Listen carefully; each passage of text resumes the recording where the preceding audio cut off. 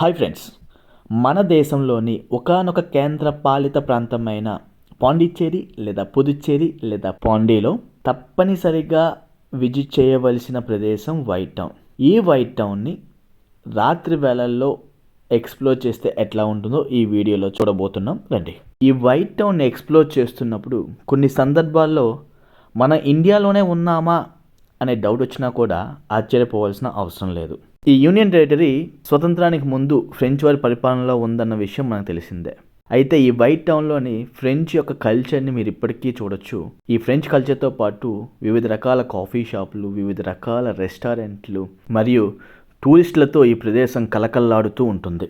మీరు గనక పాండిచ్చేరిని republic day week or independence day వీక్లలో విజిట్ చేస్తే సిటీని నైట్ టైంలో ఎక్స్ప్లోర్ చేయండి. ఎందుకు అంటే ప్రభుత్వ కార్యాలయాలైన మున్సిపల్ ఆఫీస్ కానీ, అసెంబ్లీ కానీ, రాజ్ భవన్ కానీ, వీటితో పాటు సిటీలో ఏర్పాటు చేసిన దేశానికి సంబంధించిన వివిధ ప్రముఖుల విగ్రహాలను కూడా లైటింగ్స్తో చాలా అద్భుతంగా డెకరేట్ చేస్తారు. కావున అస్సలు మిస్ అవ్వద్దు.